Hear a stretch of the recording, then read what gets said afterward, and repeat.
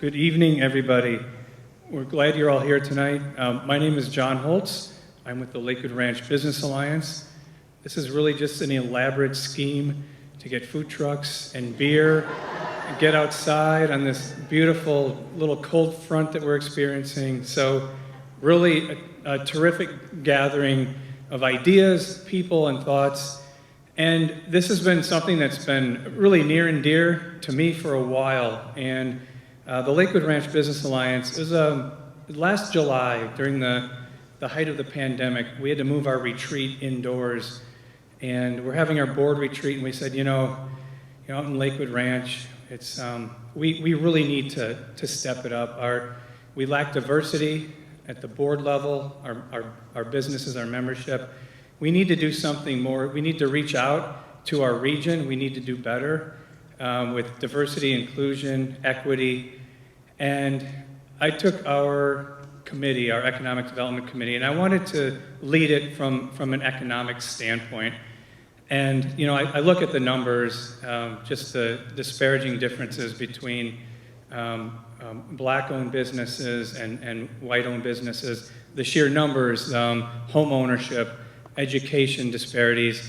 And rather than really get into all that, what we wanted to do this evening is really have a conversation. And going back to the idea of the food trucks and getting together, there's really nothing better than hanging out together, meeting each other where they come together with food, fellowship, and having a conversation.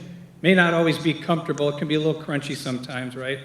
But this event tonight that we've put together, that Tarnisha with the Minnesota Black Chamber of Commerce, and we've been planning this. And I think one of the coolest parts about it is the journey. Here we are tonight, the culmination of all the planning that we have done.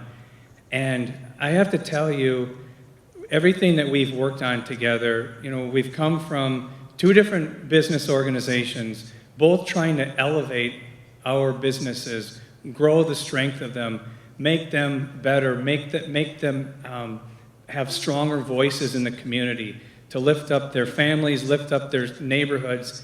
And we were able to put this event together over the course of this amount of time, and that's meant a lot to the two of us. And so tonight, I want you to really enjoy the program and know that this is not just a check the box. All right, we did it. We now have a diversity, equity, and inclusion program. Now, what are we going to do next month? Oh, no. This is a coalition event. This is something that we are dedicated. It's very intentional. We're going to continue this throughout the region, it's going to be in our DNA. This is not something that we're just, all right, we got through it. No, this is very important to us. And we have a lot of wonderful people here tonight. Like I said, I assembled the food trucks, the venue, and the beer, but Tarnisha assembled the talent. And before I turn it over to a wonderful friend of mine and a great speaker and a very talented person in his own right, I must thank, of course, State College of Florida, great partner with the Alliance and with the Minnesota Black Chamber. They have been wonderful in hosting us tonight and a lot of other programs that we do. So just a round of applause for their people and everything they've done for us. Just want to thank them. Also want to thank, of course, Perry's Roadside Barbecue and Miss Susie's Newtown Kitchen and the things that they do, again, lifting up that community and training folks to be wonderful culinary artists. Those two organizations, they're really, you're seeing firsthand the black business ownership and entrepreneurship in the community and what we're all about tonight. Also, I mentioned beer about 7 times. Gold Coast Eagle, Gold Coast Eagle in Lakewood Ranch. I can't say the word, but they've been wonderful as well, and we want to thank them for their donation and everybody that's been involved with this program. So now, without further ado, I want to turn it over to Ernie Dubose of Ducon Construction and also the Minnesota Black Chamber of Commerce. Ernie? Thank you for the warm welcome. A pleasure, and I'll be brief, as many people know that's hard for me. But so I just want to thank everybody for participating, for coming tonight. I can tell you, as a Black-owned business here in the state of Florida, it's heartwarming to see such efforts. It's heartwarming for certain recognitions to start taking place. But the biggest thing about it is just being about community. You know, we talk about elevate community. Community is all of us. It should be totally inclusive. And to see those things starting to happen is just amazing. So with that said, I want to thank you all again on behalf of the Minnesota Black Chamber. We want to thank everybody for coming. I really need to give Tarnisha, you know, we serve two roles. So, you know, by day, she's my support. She works for our company. And then in this role, I work for her. So I think she's a tougher boss than I am. But just need to give her just the recognition and the shout out for not only, as you all know, how hard she presses. And it's not about one individual, one certain business. It's about our community. So just a shout out for her, like John said, for putting this together, because it would not be happening without her. So what I ask is that we come with open minds and open hearts. Remember, it is about our community as a whole. It's about the love of our neighbor. It's about us growing together and floating all boats. So we want to thank you. And with that said, I'd like to bring Veronica up.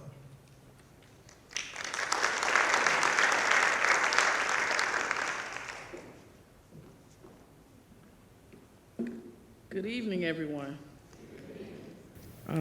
I bring you greetings from Orlando, Florida, which is actually the headquarters of Enterprise Florida.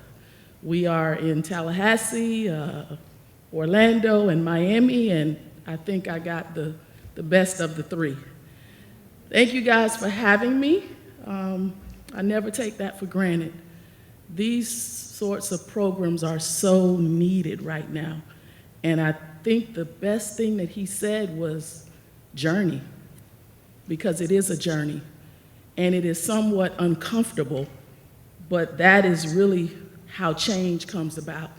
A special thank you to Tarnisha. Let me tell you about this woman.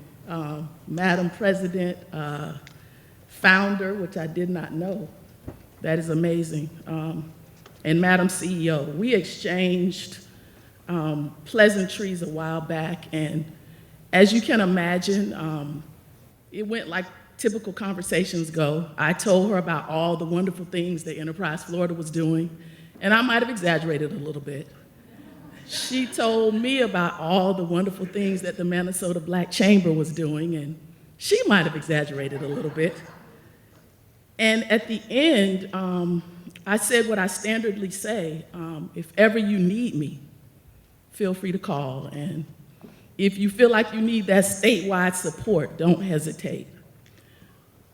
And I went about my merry way, and it probably was about a week later, she called me, and she said, you know what? There's this program that I think you would be fill in the blanks. And I feel like it was kind of a setup. You got to be careful who you say that to, because they might take you up on that. But I'm delighted to be here. Has anybody been in I-4 West traffic at 3 o'clock when you said you were going to leave at 1? Well, that's not your fault, but I am delighted to be here. I need a volunteer. You don't have to get out of your seat. You don't have to do anything. I promise you, you'll be happy if you volunteer. How much time do I have, Madam President? How much time? Just be 20?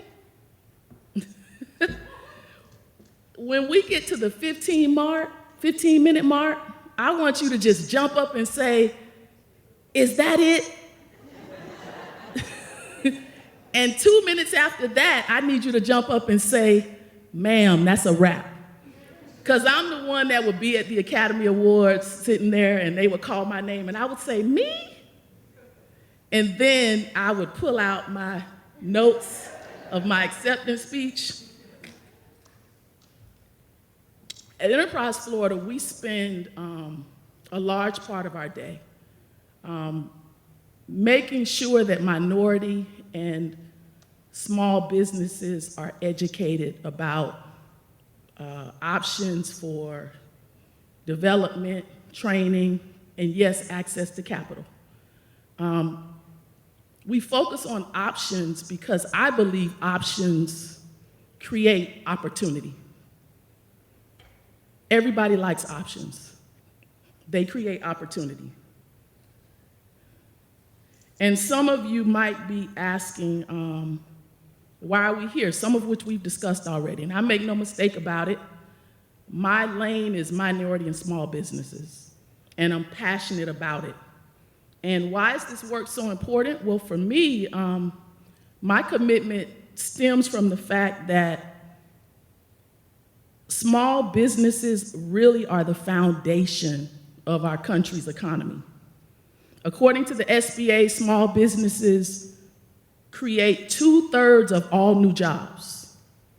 Small businesses are about 44% of the United States economy as a whole.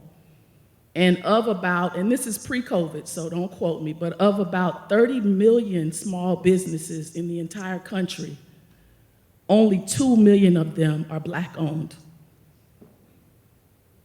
Let me repeat that.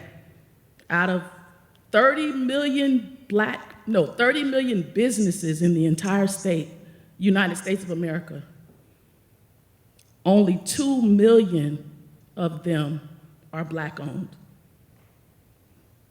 Not only is helping Black businesses, I think it has been proven the right thing to do, but I would submit that it gives us a tremendous opportunity to have a huge impact on the economy as a whole.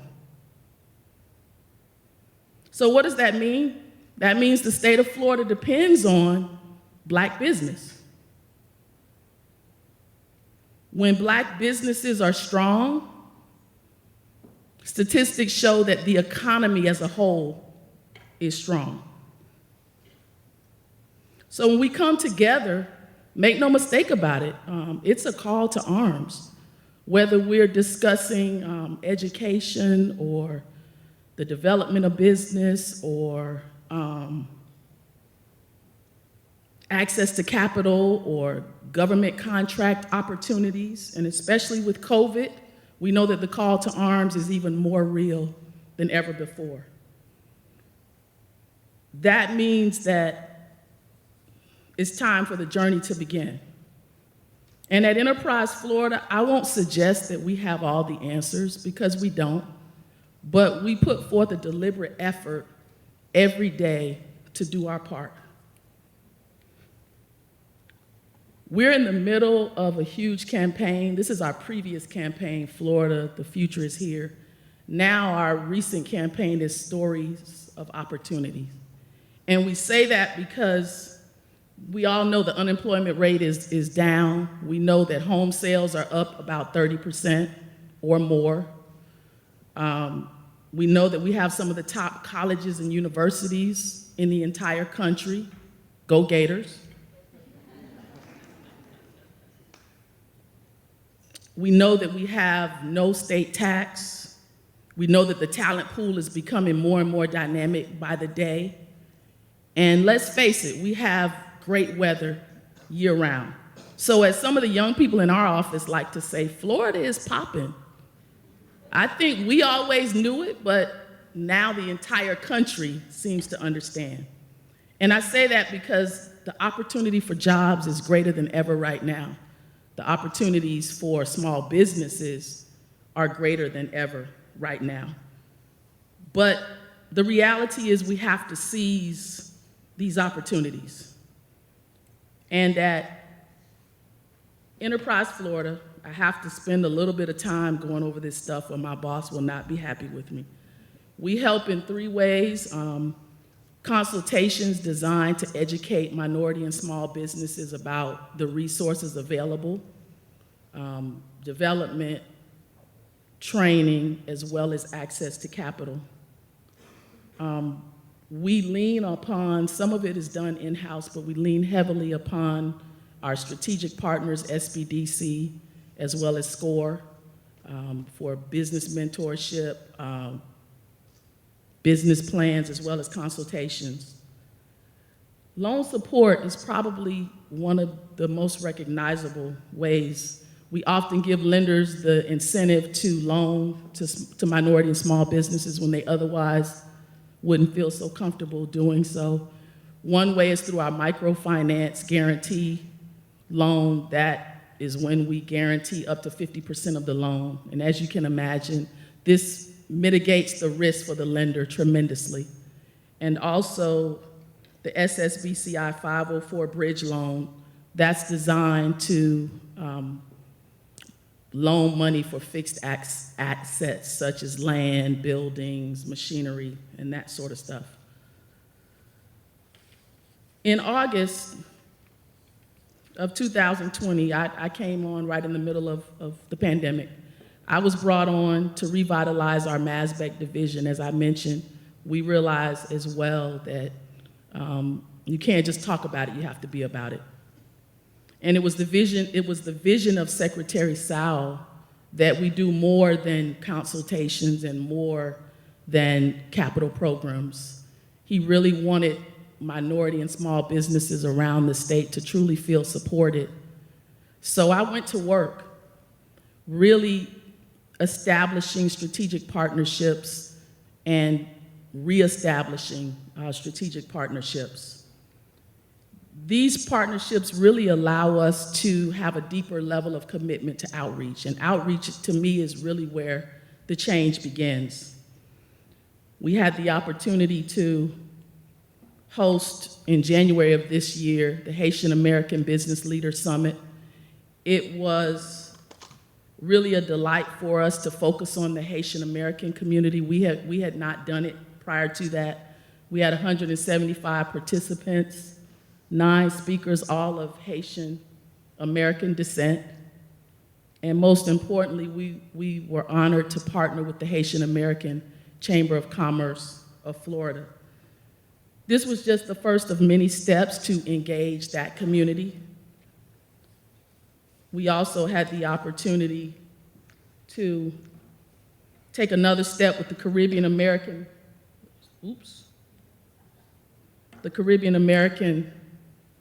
Business Leaders Summit. And we had 250 participants there, 12 speakers, all of Caribbean American descent. And we enjoyed 2 high-power workshops, Start and Grow Your Business in Florida and Scale Your Business Through Export and International Trade. But most importantly, we heard business testimonials from some of the premier business owners of Caribbean American descent. And my baby, not the guy, sorry about that. The Minority and Small Business Boot Camp. This was an 11-session webinar designed to equip minority and small business owners with the tools needed for success and growth.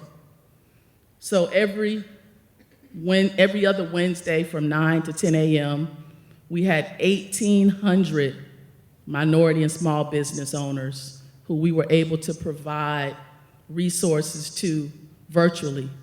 It was pretty special, not just because we gave them resources, but what I found was it gave them the opportunity to network amongst themselves. And it gave us the opportunity to showcase some of the premier talent that is right here in Florida.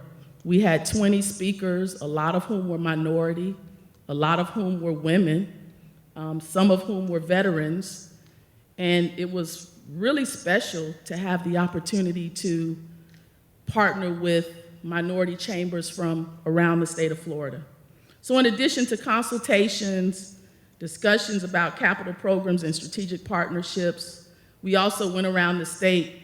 We call it 100 Conversations within 100 days. And that's just where we talk to minority and small business owners around the state.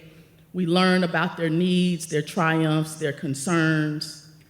And what we found is that they want greater access to capital. So we've got to create more capital programs. They want us not only to give them fish, but most of them really want us to help them fish. So we have to give them more webinars, more mentorship programs, more conversations, and of course to strengthen our existing strategic partnerships. These are just some stats. I won't bore you with this, some analytics from the boot camp. And I don't see Sarasota or Bradenton on this list, Madam President. You all were present, but you're not one of the larger cities, so I'm just giving you a hard time. But as you can see, if you look at the middle one, that was a post that was done by Madam President Tarnisha Clyett on behalf of the Minnesota Black Chamber of Commerce. Board of Directors extremely proud of their partnership. So we appreciate you guys for that. That was something that was really special to us.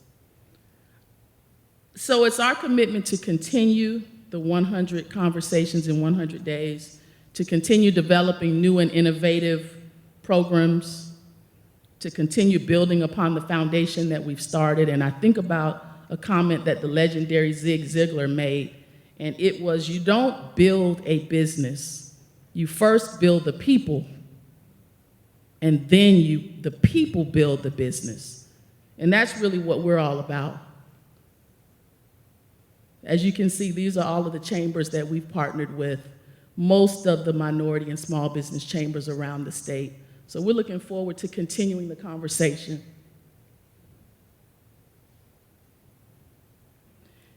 And lastly, my first introduction to Black business was my great-grandfather, Willie Gardner Sr.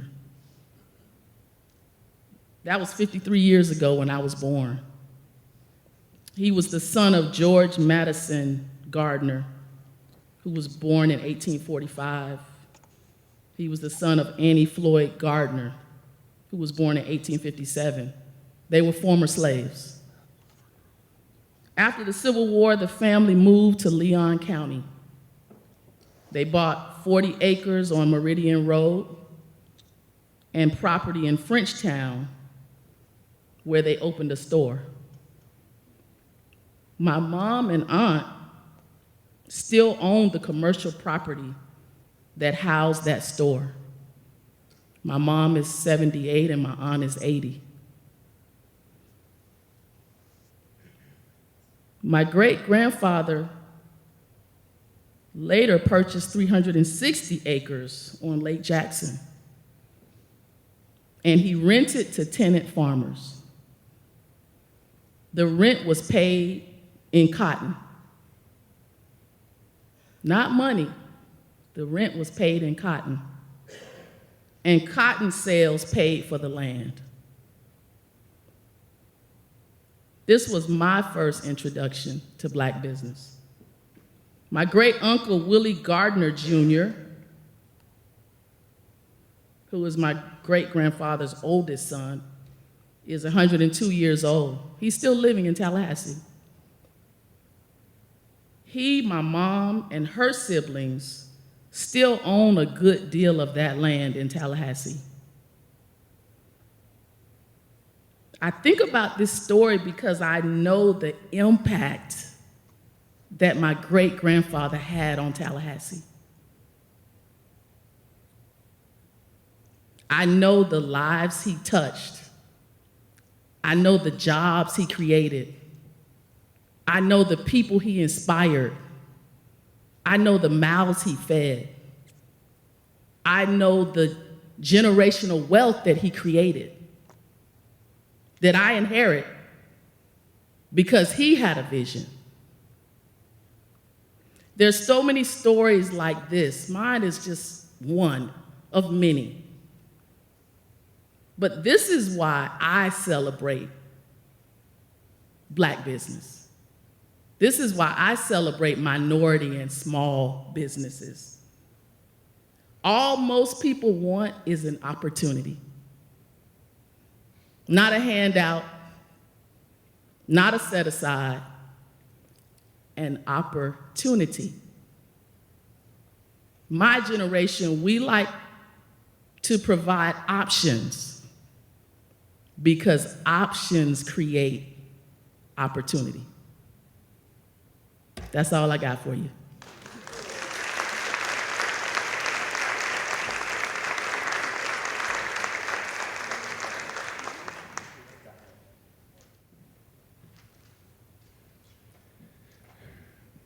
Veronica, that was an amazing story, and we know all the statistics, but when we hear a story like that, the way your family created that generational wealth and bucked through the trends, that have been pervasive throughout the country, it's so important to hear that, and using that story and seeing how we can actually elevate our communities and take a story like that to go forward. And look what you have done. Look where you are with the state of Florida, creating these opportunities and these options for our communities so that they can find the level playing field that we need so much here.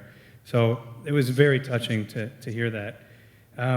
So we're here at this point of our program where we're going to have some panelists. And again, Tarnisha, you've been amazing in assembling this group of panelists, and I could use the entire next period of time going through all their credentials, but let me introduce you all. Why don't you all come up here and take your seats. Why don't we start with you, Tarnisha. Come on up here. You are the president, founder, and CEO of the Manatee Black Chamber of Commerce.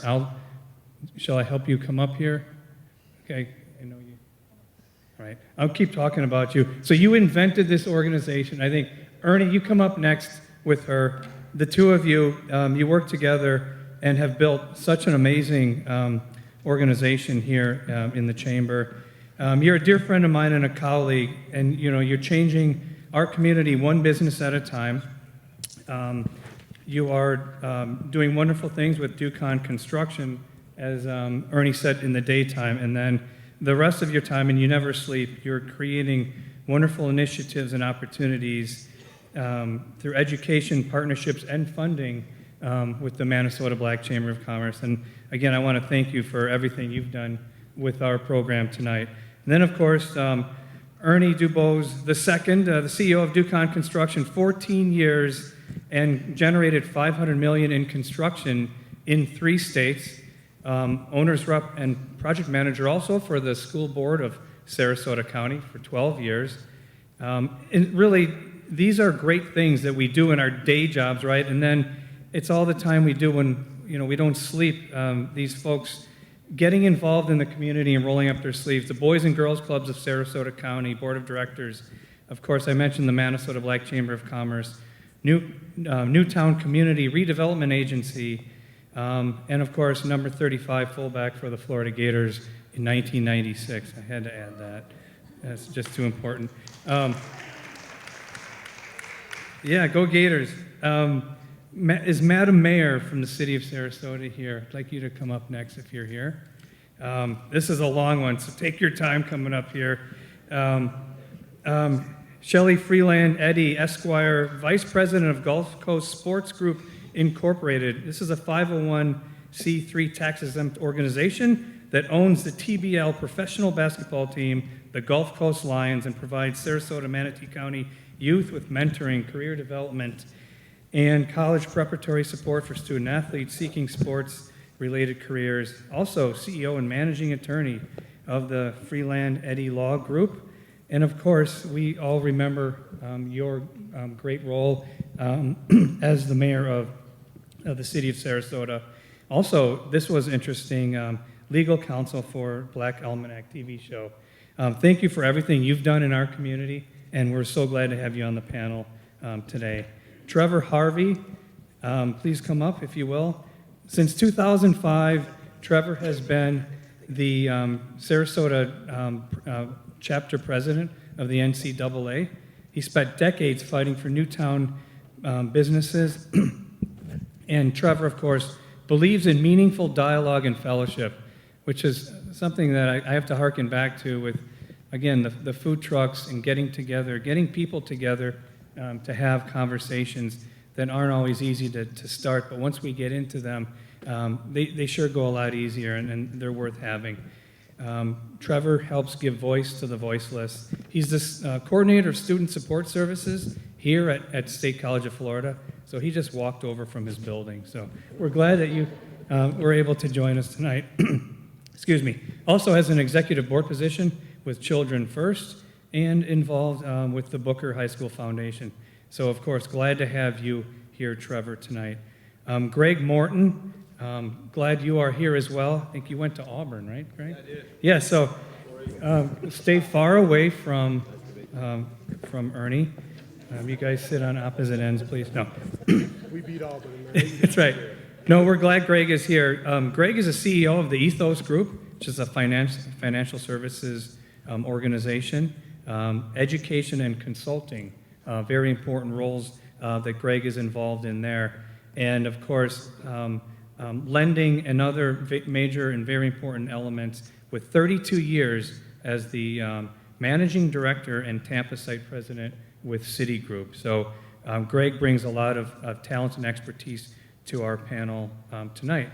And then finally, now I have to find this. Come on up, Jamie Kahns. Here's where I have all your great credentials as well. I just met Jamie tonight having a chicken sandwich out on the courtyard, so, and a beer, of course. Jamie is a senior vice president of local markets organizations with Bank of America.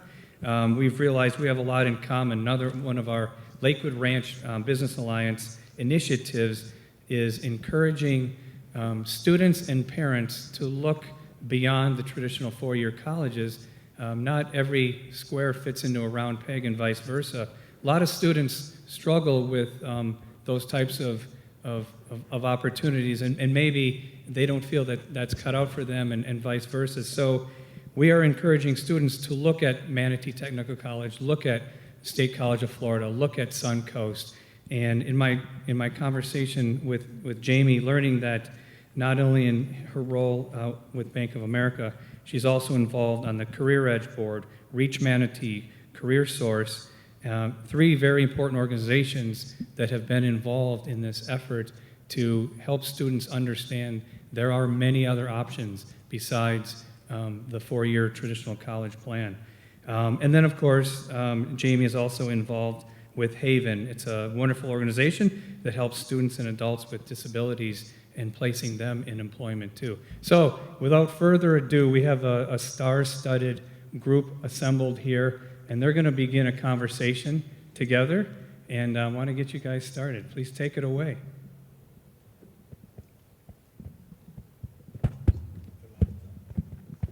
Thank you so much, John, and I want to just celebrate you and your efforts as well. As we start this conversation, we're starting it as it relates to small minority-owned businesses and leveling the playing field.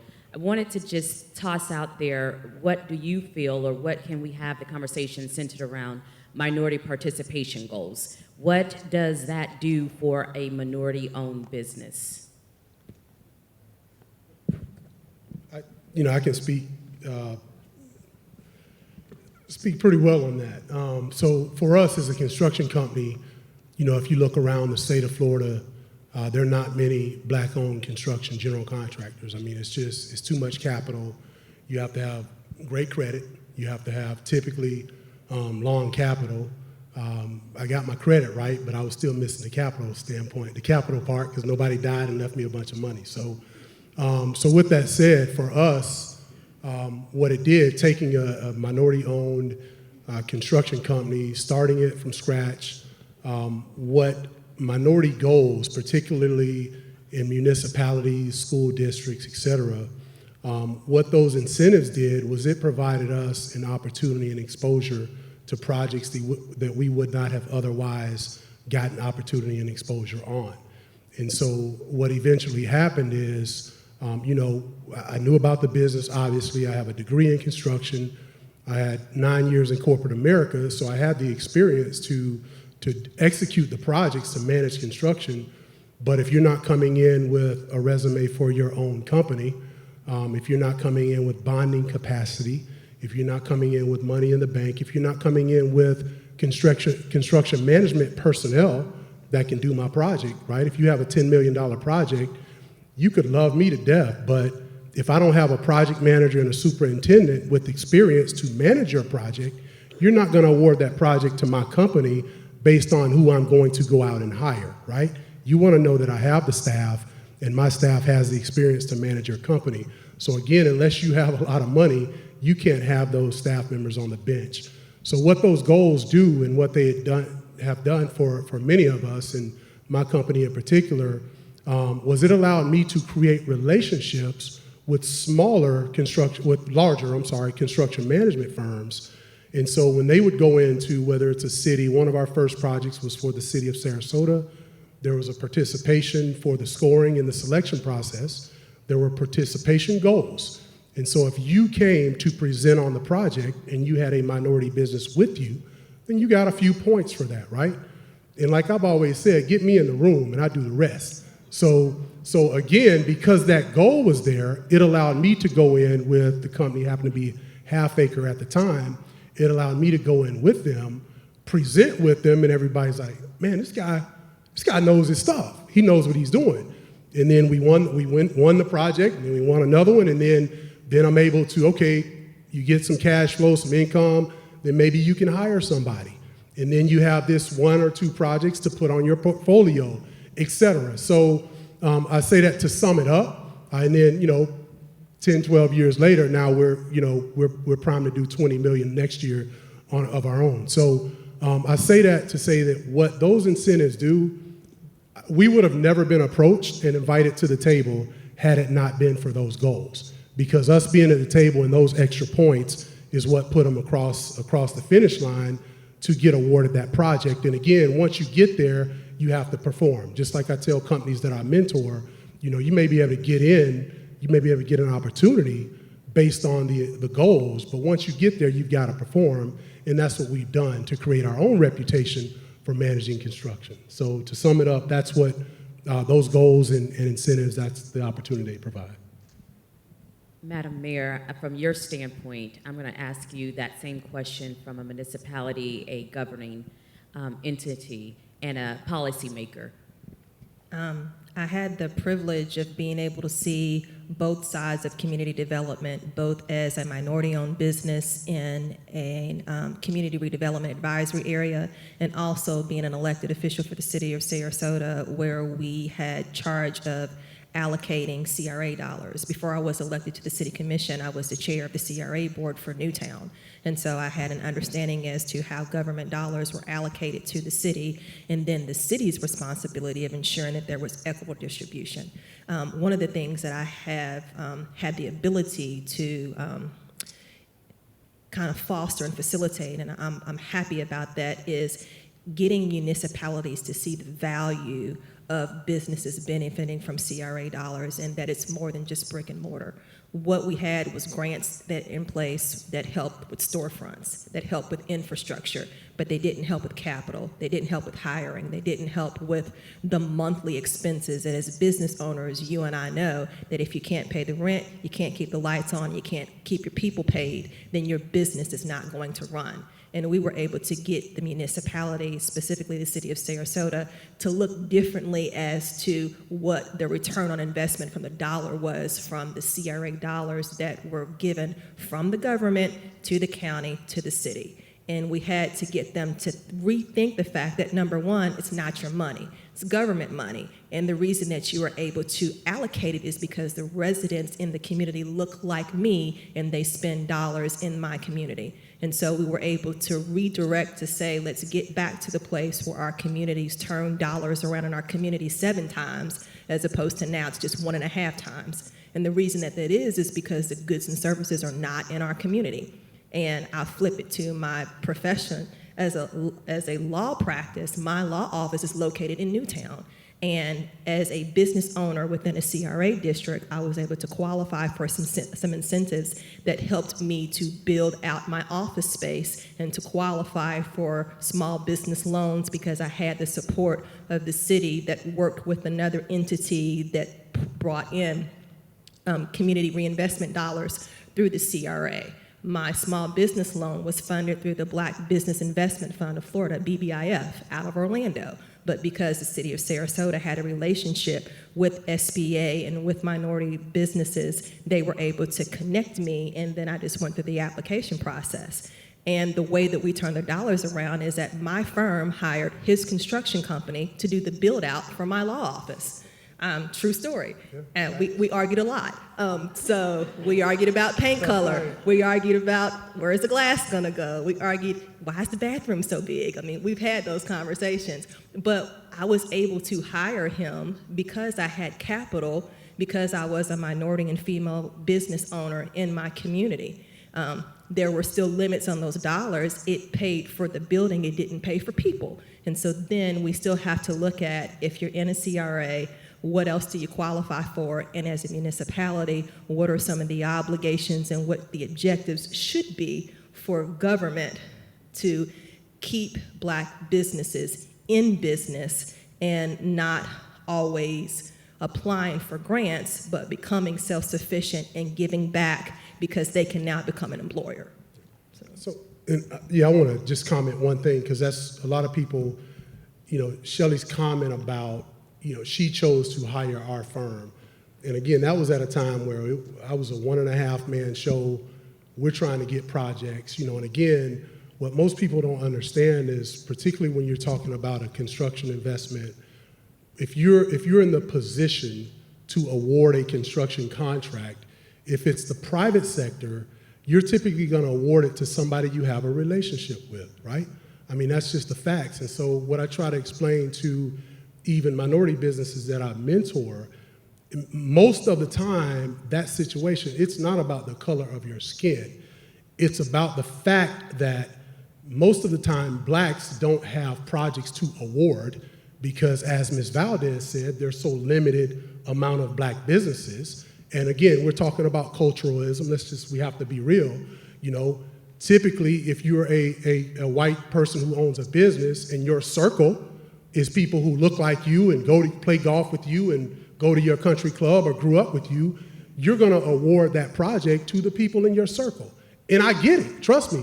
I was in her circle, so she awarded me the project because she trusted me with her very first law office.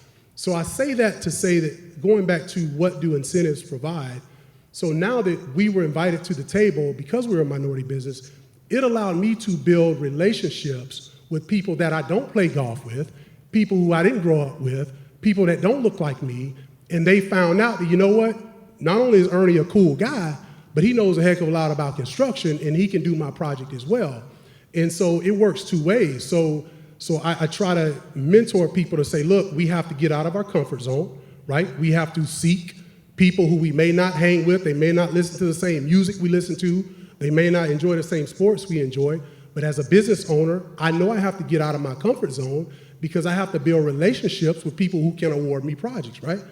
But then on the other side, business owners, if you're somebody in a position of power to award a contract, sometimes consider somebody else, right? And I know that's hard to do because that's not typically what we do. But again, what those incentives allow you to do is it puts you in front of people that you otherwise wouldn't get in front of, so you can build a relationship so they can then say, regardless of what he looks like, I like him, I trust him, he knows his stuff, I'm gonna award he or she this project. Thank you, Greg. My perspective is going to be a little bit different because most of my executive experience has been with a really large corporation. So the answer is pretty simple for me, is like, if you don't put the goals out there, if you don't measure it, it's not going to happen. And we look at it, city has gone, we've been, I think that financial services in general is fairly progressive when it comes to that in terms of, inclusion and things like that, and have a long history of that. But it's a maturation process. It's been a maturation process, like one step at a time. So when I first started with city, really, and don't tell anybody at city I said this, but it's like, as long as we were getting our tax credits, as long as in the housing communities we were investing and we were getting our credits each year, so decisions were made around where we're going to get those credits. Well, now, let's just say 20 years later, it's kind of reversed so that you get a managing director inside of city and says, you know, the incentives are you as an MD, your bonus is determined on how many minority businesses you bring to the table. Because their jobs are easier not seeking out small businesses when you're working at such a level that city does. So if I can only work with 3 vendors that are multinational, I'd rather do that from a process standpoint than take a business that's very capable of doing and delivering a product, because that's a whole nother set of accounting that we got to go through. So for city to make the shift, you had to set the goals and the incentives inside to say, we've got to make that. And then again, the executives have to make that easier for those operations people to deliver on that. But it really became internal goal setting that kind of pushed that into the communities that we're working in. Jamie? And I'll piggyback off of that. And speaking of the goals within the banking sector, same thing. My expertise is not in the small business side, but for the bigger corporations, we can talk about minority-owned businesses all day long. We can talk about diversity and inclusion, but if we're not putting goals and holding ourselves accountable and making sure that everyone around the table doesn't look like me or Greg, and making sure that when we make those decisions that there is a diverse group of people making them. Recently, we had said we're going to have a giant goal and hire 10,000 low to moderate income minority population across Bank of America. And we hit the goal so fast, we just announced that we're going to hire another 10,000 low to moderate income in minority neighborhoods. And in providing that opportunity and tools that we heard about earlier, I had always heard the mentality, right, to teach someone how to fish. But you can teach them how to fish all day long, but if you don't give them the tools to be able to catch the biggest fish, you don't want to catch a little one. Anyone can do that. You want to catch the biggest fish. You want to put it in the boat. You want to keep it. And when I was told that, I just kind of looked at things a little bit differently. And in thinking about the minority-owned businesses and looking at what Bank of America is providing, it's opportunities. It's looking at our banking accounts a little bit different and providing some safety nets. It's about providing and giving to opportunities for CDFIs, the community development financial institutes, the MDIs, the minority depository institutions. It's about doing those things, supporting the minority businesses through capital, as we heard as well. So from the Bank of America's perspective, it's the goal setting, because you're not going to reach anything if you don't put the goals out there and hold yourself accountable. So that's a good place for us to start back at DE&I. DEE&I, diversity, equity, equality, and inclusion. I want to toss that out there for definitions. Diversity, equity, equality, and inclusion. Definitions.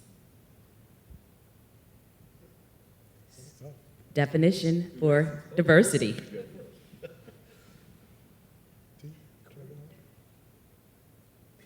I just spoke, but I'm going to let you speak. Diversity, being different. Trevor, we haven't heard from you. So since we're on the subject of D&I, yes, diversity is being diverse. Inclusion is making sure that we're being inclusive of multi-generational, multi-ethnicity, multi-racial backgrounds with all of the areas that we service. But most of us hang our hats with the D and I part. Many of us leave out the E part, which is the equity part, and that's kind of where we as an organization typically hang our hat on, is on the E part. Because we can easily say that we're having diversity and inclusion, but oftentimes we are not being equitable in that process. So if we're not equitable in the D&I process, then D&I really doesn't work. It goes back to the previous conversation with participation. I can remember Ernie started talking about some of the projects that he got involved in. Well, our organization was one of the key stakeholders back then that was at the table to make sure that these organizations were being intentional about the equitable process for these minority-owned businesses to be able to compete for some of these projects. not only from an MBE standpoint, but also even from an employment standpoint. We even wanted to make sure that there was training programs in place so that the folks that were building these buildings looked like the people in the community that they serve. That's where that equity piece comes in at. So oftentimes when we talk about D&I, we can never forget about the equitable process, and that's where the NAACP is always going to hang his hat on. So with that in mind, I want to be very clear because we talk about diversity, equity, equality, and inclusion, and many times it's just a broad statement, a cliche, but we really need to define what does that look like. So again, I want us to really hound in on diversity, and we're going to start there because I want the audience to understand as you go back to your organizations the true meaning of DEE&I. Got it. Go ahead. Well, I always end up telling a story, but I'm not going to bore everyone with a story. And equity is my favorite of the E's. Equality is certainly required, but equity is one that it really provokes people. Words like privilege, white privilege gets out there. And that the word privilege has now gotten this essence to it. It generates this emotion like, no, I've worked hard for what I did. I didn't get privilege. And fortunate or unfortunate, I know what white privilege is. I know what inequity is. I know that in my lifetime, I'm 62 years old, I know in my lifetime neighbors that didn't start the race at the same place I started, and I didn't have a pot to end. I didn't. My father, we were talking about a farm. My father and his partner didn't even have the money to get the 40 acres. They were both sharecroppers. And that was a black man, and my dad was a white man. And my dad was prejudiced, but he was dependent. He was dependent on John to make his living. And so those values and understanding that my dad was treated differently in that community than John meant that John's children were going to be treated differently than I was treated. And then fast forward just a few years when my dad got into the textile industry, he and another black man blew looms at night. And blowing looms means going in and knocking the dust off of looms with high pressured air. And they both worked hard. But my dad got the supervisor job because he was white.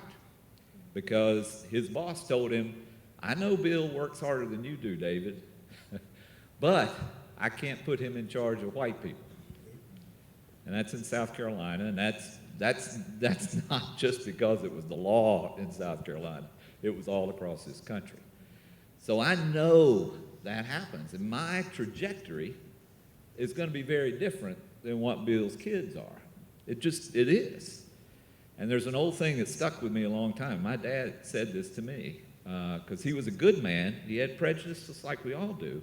But he was a good man. He said, Greg, you can't pick yourself up by your own bootstraps. You got to have a neighborhood. You got to have a community. You can try. I ask everybody, put your boots on. You can't pick yourself up. You got to have help. So opportunity is one thing, but you got to get the starting points at different spaces, almost like a race in a track meet. Somebody's got an inside lane and somebody's got an outside lane. And at some point, you got to bring those lanes together. And that's what you mean by equality and equitable. Equality and equitable. And equitable is critical, but it's the sensitive part in the whole conversation. We've tossed that out there. Yeah. For me, I look at the other end of it, which is the I in inclusion. And in my space as an attorney and as a former policymaker, I see inclusion missing the intentional part. There has to be a purpose and intent to get everybody to the table to get access to wealth, access to capital, access to marketing, access to infrastructure, access to tax credits, access to ownership as opposed to renting. And as a policymaker, what I tried to do with the city is put forth some reasonable expectations of our municipality in relation to its constituents, which are voters, homeowners, and residents who live there. And I looked at it as there's two sets of ladders to success. There's one set of ladders, there's one ladder that has fewer rungs, but the rungs are spread out. And then there's another ladder that has a whole lot of smaller rungs, but there are more of them. And because of the systemic inequity in purchase power and marketing and access to capital and barriers with regard to municipal requirements for bonding and insurance and number of projects and voluminous paperwork, and you don't understand how to apply for an RFP, and there's 12 meetings and they're all in the middle of the day when you're working, trying to get your business done, and you can't take off to get to a meeting. Those are barriers and systemic inequities. So as a lawyer, how do I use the law to get justice for my client? As a policymaker, how do I use the principles and systemic values that are both embedded and things that need to be revised to reduce the space between the rungs? Because if the rung is too high, it doesn't matter that there's only 4 of them. If I can't get to that first rung, you are always going to beat me. And that goes to his comments that we are not starting out in the same place with the same access, even though we may have the same skill set. You have more opportunities, and you build a bigger base, and your CV is bigger, and your equity is bigger, and you've got more cash flow, and your credit is better, and you're able to get business credit. Whereas nobody will talk to me because I'm on this rung down here. And then the reminder is, as a people, we just have to keep going. It might take us longer to get there, but we're not going to stop on the rungs. But if, as policymakers, if the chamber can advocate on behalf of business owners to the municipalities in terms of its hiring practices, its diversity practices, how many minority-owned contracts it awards every year, where are the government dollars that are coming from the federal government in terms of CARES Act and PPP and FEMA dollars and Census 20 dollars? How are those dollars being turned around in the communities that most need them? We need to be able to ask those questions so that we can use that money as capital, so then when we have to go to the banker or go to SCORE, they have some support to be able to underwrite businesses, and we're not so risky. Municipalities need chief diversity officers. They don't have them. I advocated for that before I left office. They were going to do a disparity study to determine the number of contracts the city of Sarasota was awarding, and because of COVID, that got pushed back to the side. Well, in their mind, it also costs too much. We don't want to spend a lot of money for bad news because we already know what the news is going to be, and we don't want to pay for it. But we have to advocate on behalf of our businesses to get the data so that they can direct the dollars. And that's the struggle in trying to push those rungs together. That's a good place to start at on this conversation. We actually pulled some data together, the surrounding counties within the Tampa Bay area. We looked at the different counties who had the minority participation goals in place. You had one in Polk County, you had one in Hillsborough, you had something related to MBE in Pinellas County. Manatee County didn't have any goals. The school district had incentives in Manatee County. The city of Sarasota had a little bit of participation incentives there. So what I am just tossing out there, why do you think all of the surrounding counties are not uniform in having those municipality or those minority participation goals?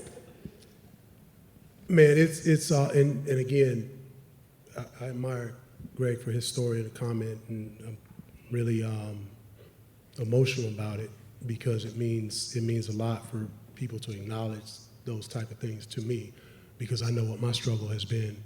But it's all about the base. It's about the voting base, and I think, you know, I'm a Sarasota kid.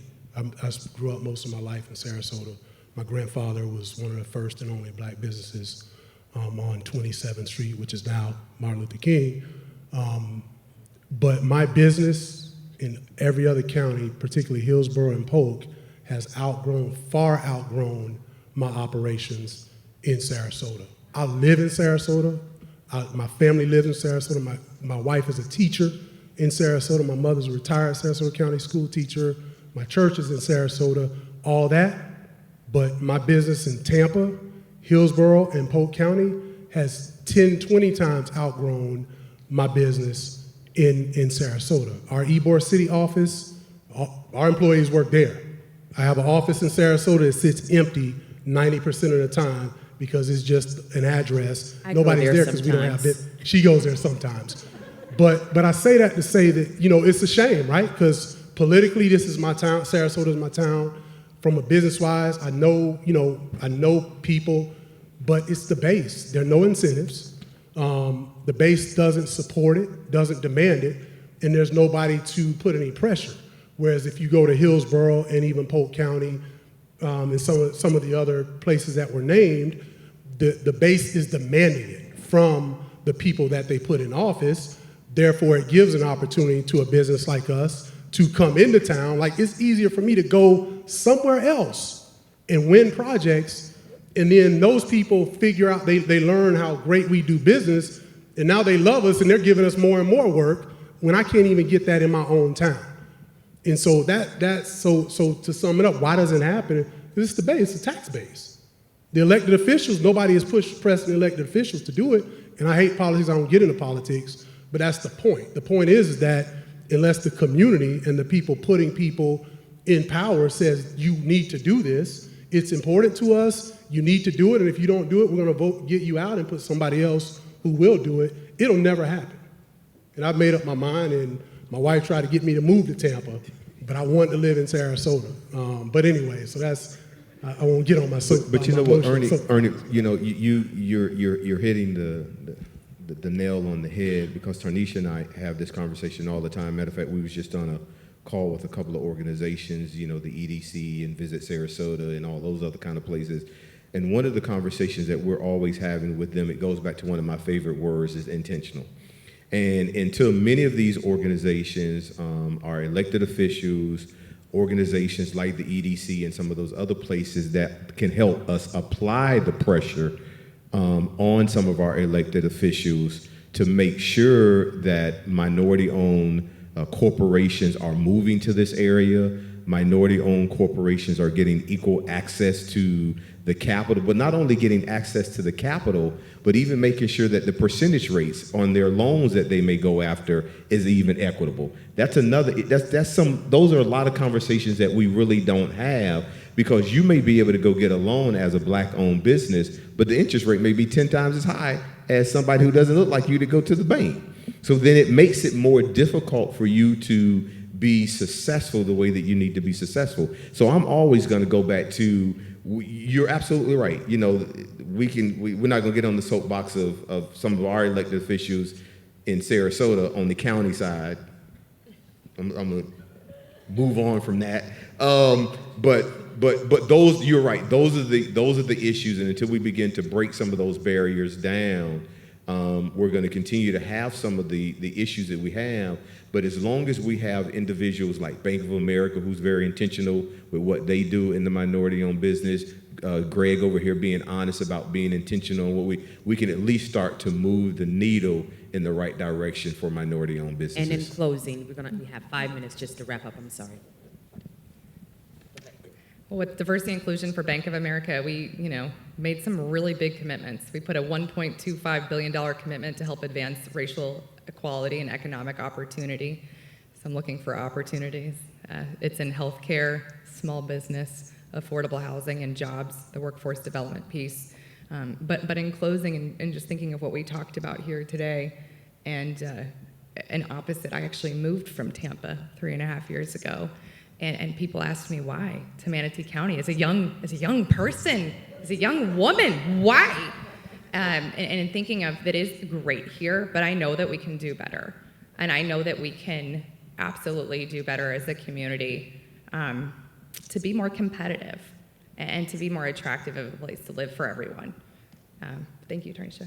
I would just say, in closing, when our goals become our goals, when we all have the same goal of lifting up Black businesses, of recruiting and training and retaining skilled, sharp Black talent in this community, when that becomes a collective goal for everybody, not just minority chambers, not just Enterprise Florida, then we can move the needle, because that's where the sway is in terms of big dollars, in terms of influencing municipalities. And so until my struggle becomes your struggle, then we're still going to be at this alone. But when you also see that my success empowers our entire community, and that I'm not just here to serve a particular population, but there are intrinsic needs that relate to me as who I am, and don't be offended by that, let's partner in that. And I think that when that happens, we can really move the needle.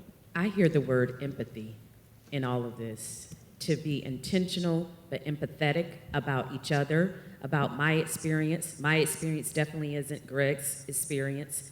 It is my story. It's a true story. And to understand, it's okay for me to tell my story.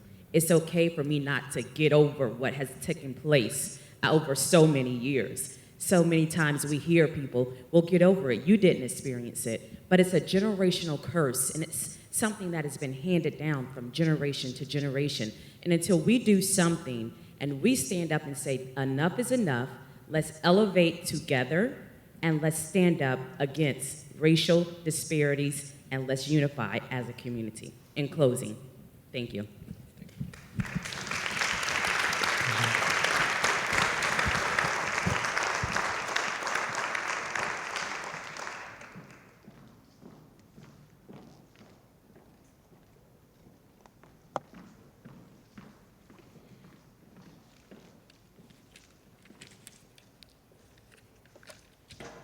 So to close out our program,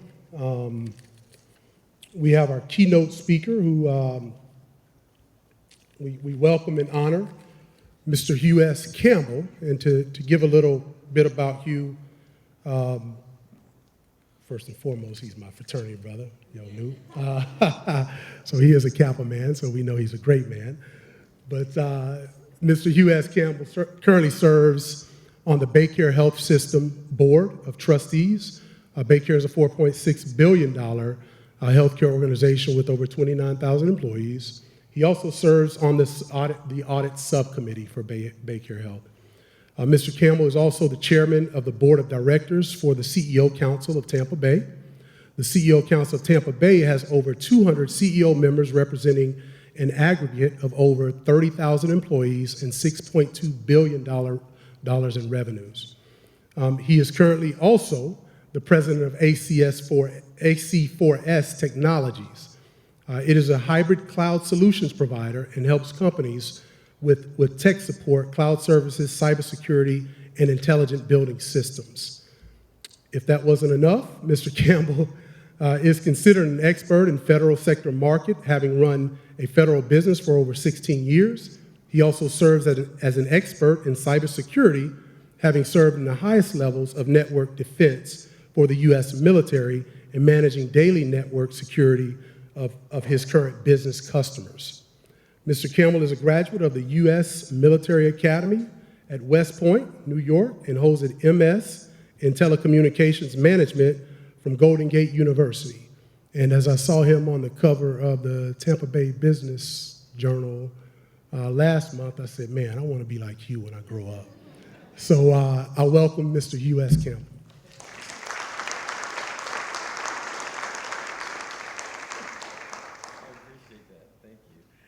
All right, super. Well, thanks, everybody. I really appreciate that. You know, I will tell you that I am so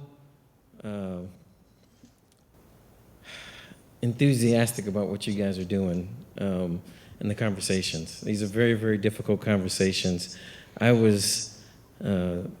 just had a board meeting for Baycare a couple weeks ago, and we were talking about DEI. So we just hired our first DEI director for the organization, first time. And we got an update, and all this stuff was going on, and there were some comments made during the board meeting that sounded good. But I said, you know, if we always hire the best qualified people, we're never going to move the needle. And I sent a note to the CEO after the board meeting saying, hey, you know, I have done pretty well in hiring people that would not normally get selected, and they've been high-performing teams, and quite often the most loyal employees you can find because we gave somebody a shot. So anyway, so we were just having those conversations. So I love what you guys are doing, and it's very important. I think I have to hit my own slides. Okay. So we just talked about me as a background. I think the one thing that I wanted to highlight was I turned into an entrepreneur because when I was in corporate, my boss left to go to a startup company. And I went into my senior vice president and said, hey, I want that job. And I'm willing to leave Tampa and move to Maryland for that job. And the answer was, you're too young. So people in the company, everybody knew I was going to get that job. I knew the network like the back of my hand. I helped salespeople close $1 million deals, but I was too young for that job. Word got out, and some people approached me and said, hey, we're going to start a company with some venture capitalists out of New York City. Would you like to come and be our vice president of engineering? And I said, hell yeah, I want to do that.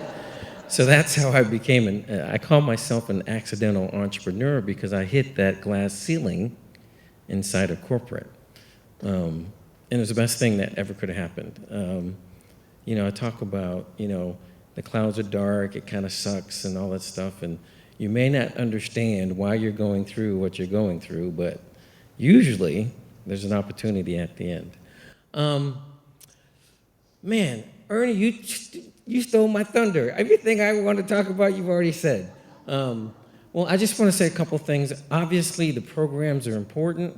There's a whole bunch of them. They're listed up there, as you can see. They're at the federal level. In the federal level, the women-owned small businesses has really taken off in the last few years. So if you're a woman thinking about starting a business, I would strongly recommend you investigate that because they're spending lots of money with women-owned businesses. State and local programs, you know, obviously we got to move the needle at the state and local municipal levels and all those things. It's very, very important, but it is different than at the federal level, right? Airports, ports, and, you know, the airport in Tampa International is spending $3 billion on their programs up there. And they have met all of their goals. They're blowing it out of the park, and it's creating opportunities. A lot of construction, right, Ernie? A lot of construction going on there. Downtown Tampa, Water Street is a big deal. But you know what? That's the city pushing the local developer to have goals, right? They're going to spend $3 billion in phase one for Water Street. And lots of goals were set there. And it was a few $100 million spent by the city for the infrastructure around the development and all that stuff, changing the roads and sewers, all that stuff. But the municipal government pushed the local developer for some pretty high goals when it came to minority participation. So that's where we're talking about at the local level what can happen. And I'm preaching to the choir here. You guys know that most of this stuff is economic, right? It's all about the money. I'm very happy to talk about and say that once I joined the Bay Care Board, I'm not a healthcare guy. I'm an IT guy. But I was in the room asking the management team, so, what are we doing for spending with small businesses? And the CEO said, well, I don't know. That's not true. We didn't have one. But by merely asking the question at the board level, well, they said, well, we're going to run around, we're going to figure out what we're spending and try to figure it out. And by the time they came back and gave us a report to the board, spending went from 75 million to like 180 million between the time that we asked the question to the time that we got the report. So that's just what can happen by being in the room, right? Those are real dollars being spent with real companies, companies like mine, company like Ernie's. That moves the needle. So, private organization, private programs. Obviously, after the murder of George Floyd last year, this popped up on everybody's radar again. You know, things were good before, right? Then, you know, we got street riots and all this other kind of stuff, and we said, okay, we probably need to do something. So all of the big companies are now talking about DEI, what are we doing? And if you're not aware, there's a humongous push to add women and minorities to board levels. And what does that do? That pushes the management teams, the CEOs, the CFOs, and all of that to be accountable, just like we said. You have to be accountable. You have to move the needle. So these programs, though, is really not a panacea. Ernie knows, he already said it. You still have to sell to the procurement people, whoever's buying. Every organization has procurement people. You got to sell to them and their end users.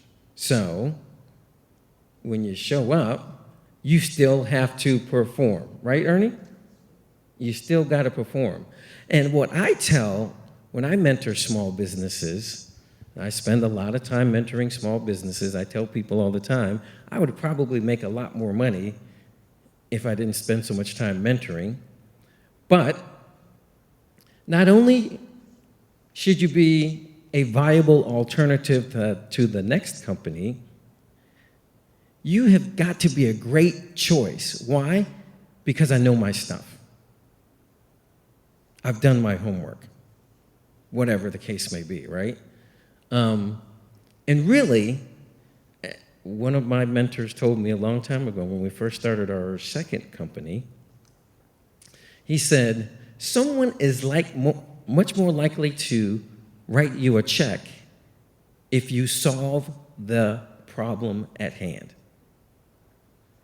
Right?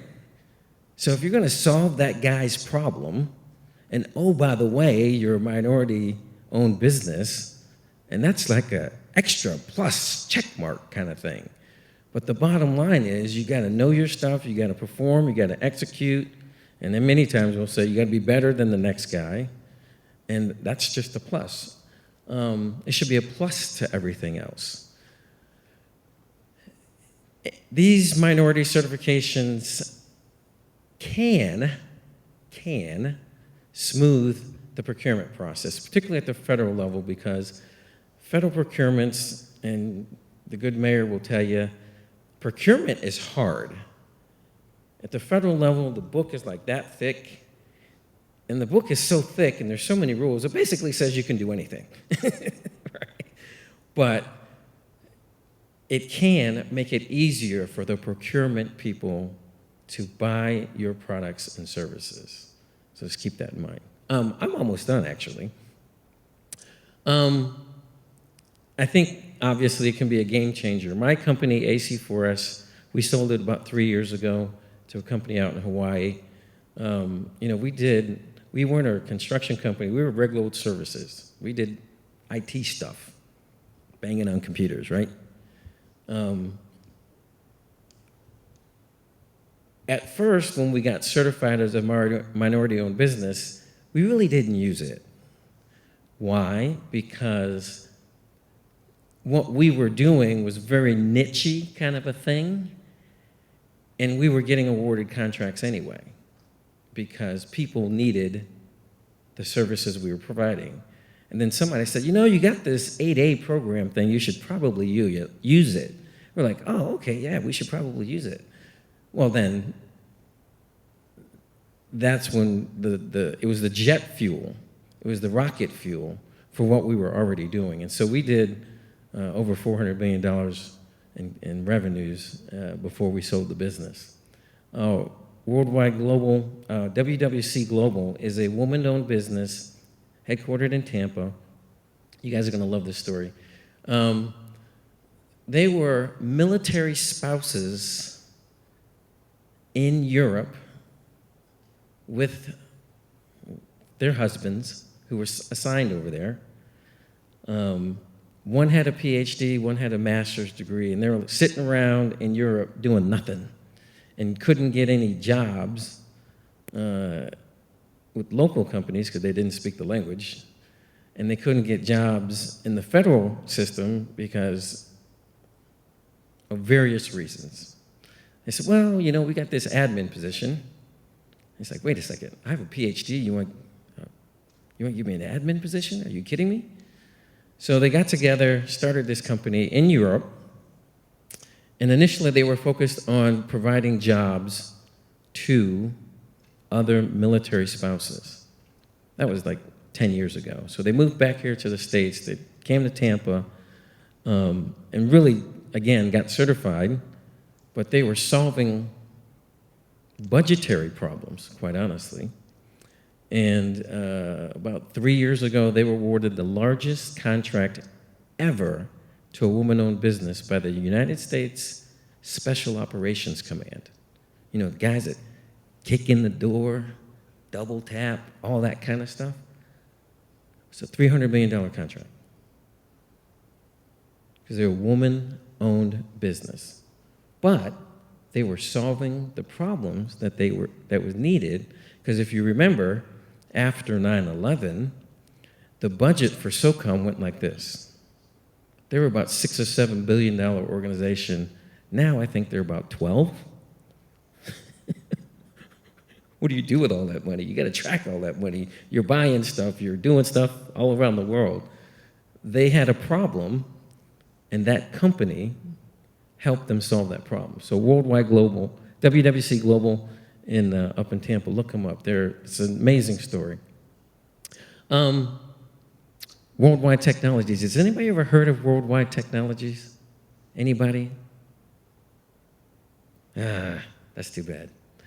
The CEO for that organization is one of the wealthiest African Americans in the United States, and in fact, is the largest black-owned business in the United States. They started as an 8A company. When I met Dave Stewart about 3 or 4 years ago, they were doing about $10 billion in revenues. That's a couple years ago. Worldwide Technologies, they're headquartered in St. Louis. Not a big, huge place, right? And back in the day, that used to be the headquarters for Anheuser-Busch. Anybody like a good Budweiser? I think. Anybody like a good Budweiser? Probably you, yes. Love Budweiser. But Anheuser-Busch was bought by InBev. InBev is a Belgian company. So if you go to St. Louis, everything used to be TWA and Anheuser-Busch and all that. All those guys have moved away, got bought. So WWT has essentially taken over St. Louis. And there was an 8A company that started selling networking equipment by a company called Cisco Systems. Anybody ever heard of Cisco? Absolutely. That's how they got to their first billion. Anyway, so MBA programs can absolutely be a game changer. I'm living proof. Ernie is living proof, and others. All right, I think I'm almost done. The problem with some of these programs, and this is the real deal, we advocate for them. The problem is sometimes they get pretty complex. There's lots of rules, lots of regulations, and you gotta make sure you understand it because it's vital to the business. And if you screw it up, you know, it can be very painful.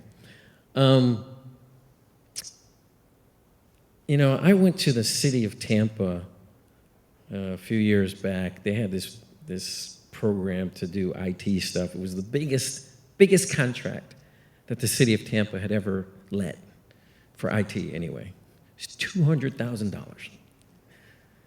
And they said, well, you're not certified. I said, yes, I am. They said, well, you're not certified with the city. I was like, you're kidding me, right? I'm certified over here, but you don't. So the municipalities, and they don't recognize this certification over here. And I'm like, well, if you want to get this contract, you need to go get certified. And that takes away from revenue generating activities. But they said, if you want this contract, you need to get certified. So you got to spend time doing that and earning. And we talked about it. When do you sleep? When do you sleep? Anyway, as I just said, you know, these agencies don't recognize this and all this other stuff. But the last thing I'll leave you with is the stigma. You wouldn't be here in the room if it weren't for these programs. Ooh, somebody said that to me. And to a certain extent, that's true. You've heard the stories tonight. This ain't that long ago, folks. This has been the last decade or so. We're not talking 1800s, right? It's in the last decade or so. You would not be in the room were it not for these programs. So it's really funny what Ernie said, because one of the questions Tarnisha wanted me to ask was, would I have been as successful without these programs? I don't know. But I think the answer is, all I need is the door to be opened. I just need the opportunity, and I will show up. I will do my best. I will make you happy. I will make you proud. I'm going to do it. I'm going to do it. I'm going to do it. I just need a shot. It's all I need. And then these things happen. Remember this guy when this was when Charlie Crist was a Republican. Remember that? He's the governor.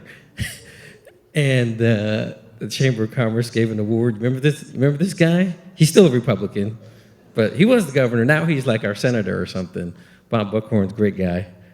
I saw him fishing the other day. And then, you know, the great part is, let's spend that dollar 6-7 times in the community. So this is when we gave our largest gift to a school called Academy Prep. They take middle schoolers, 6th, 7th, and 8th grade. Kids are generally behind by at least a year or two.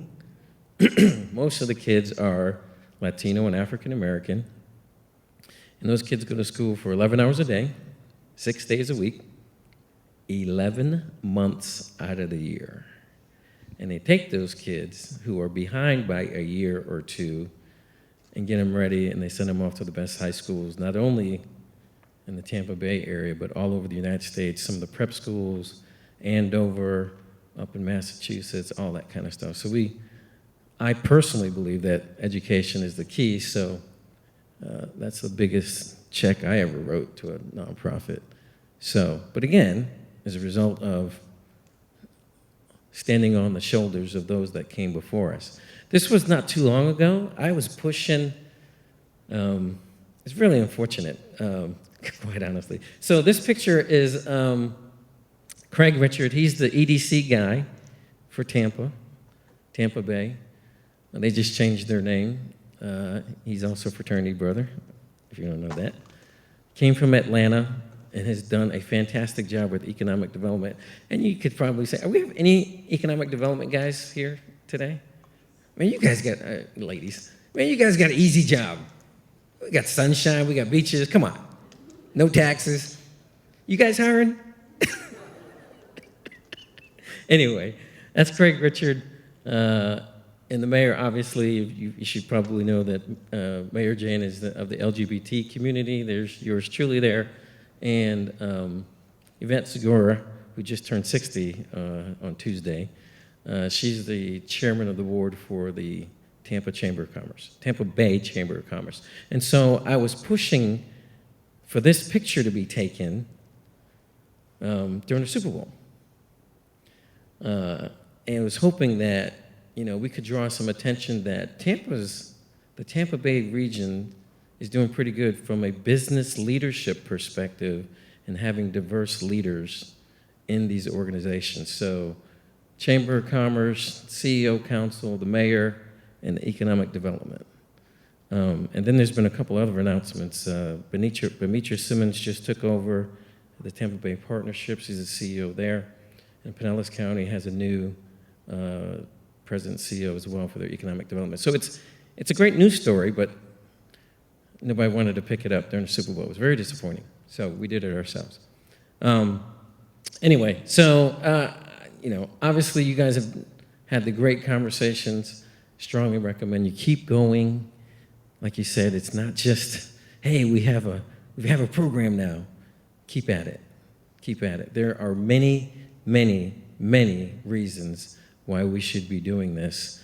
And I hope that you can see that it yields results, positive results that can really change people's lives. And so I encourage you to keep at it. Thank you so much for having me. I really appreciate it. Happy to chat. Oh, are we going to do Q&A? Does anybody got any questions for little old me? I don't think we have any questions. All right, super. Thank you so much.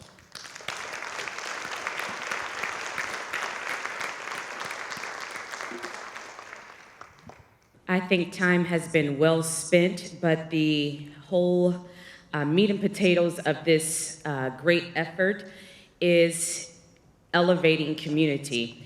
It is our hope that you all will stand alongside with us and elevate the community. We are hoping to be able to put those minority participation goals throughout each county, that's Manatee and Sarasota County.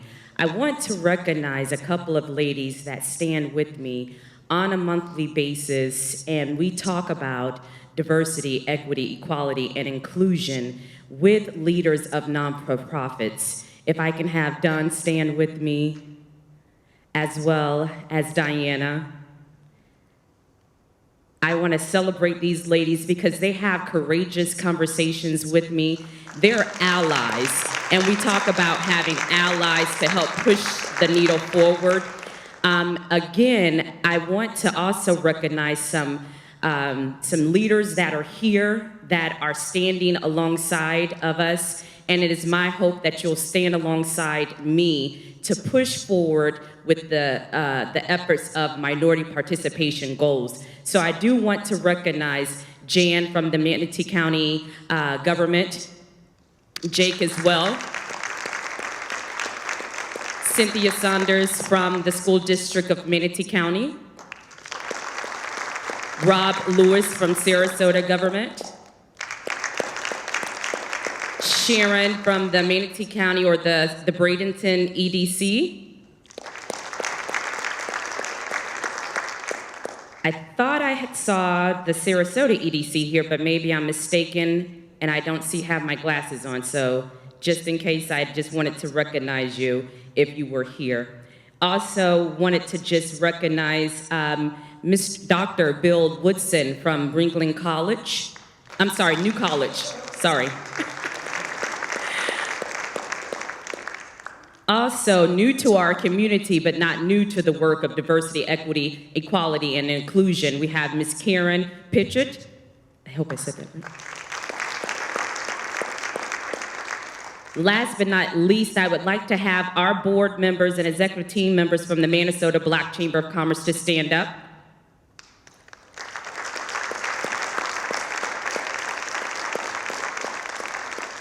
Thank you guys so much again. Our next steps, we want to talk about next steps. And this guy here has been glued to my hip ever since we met maybe a year ago, Ernie. During the pandemic, he took us to Anna Maria Oyster Bar and talked about what the vision was. Ironically, I'm a big spiritual person. I believe in the Lord. I don't say a higher person. I call him who he is, the Lord to me. And I spoke to the ladies about the vision that I had been given. And it was to bring inclusivity to Manatee and Sarasota County, which is a big move. It's something bold, especially when you have someone that starts a Black Chamber of Commerce and someone tells you, why are you bringing division to the community? Well, when I look at a Chamber of Commerce board and I see the leadership and it does not reflect the community, that's the reason why we have a Black Chamber of Commerce. So it is with that that I want to recognize and have some people stand here with us to say that we're going to move forward with putting in place diversity, equity, and inclusion, equality and inclusion for the Manatee and Sarasota County. So if you are on board, we want to invite you to come stand alongside us, and you're going to be an ally. If you are really going to put the foot to the pedal and you're going to actually do what you say you're going to do, we have those sidebar conversations. We talk about it on Zooms, but it's the time now to stop sitting behind and saying you're going to do something and put it to action. Amen? Amen. So if you're going to join with me, and what I am asking you to do is stand here with us to move forward diversity, equity, equality, and inclusion. I want you to come stand on the stage with me. Great idea, Tarnisha. You know, I got to say, we just had a board meeting yesterday, and the support that the Lakewood Ranch Business Alliance has for this initiative that we have begun together, that we are undertaking tonight, as we've talked about knocking down the doors, talking about change in our region, moving forward, not being a one-and-done program, going forward. There's so many things that are going to happen because of this event tonight, and continuing not just in the Minnesota Black Chamber of Commerce, but the Lakewood Ranch Business Alliance. Hopefully other chambers in the region are going to pick up this message. We had TV tonight. We had the newspaper here tonight. We're going to just carry this message forward. It's going to continue. No one's going to stop us. As we heard about knocking down the doors, opening the doors, moving the needle. We are going to move that needle, and change is going to happen. Everybody to join. This is something that we want everyone to participate if you feel led to. Now, here is the thing. We're going to take a picture. This is something that's going to be on METV. I just want to put that disclaimer out there. So this is actually going on Showcase. This is actually putting your money where your mouth is, and this is accountability for us all.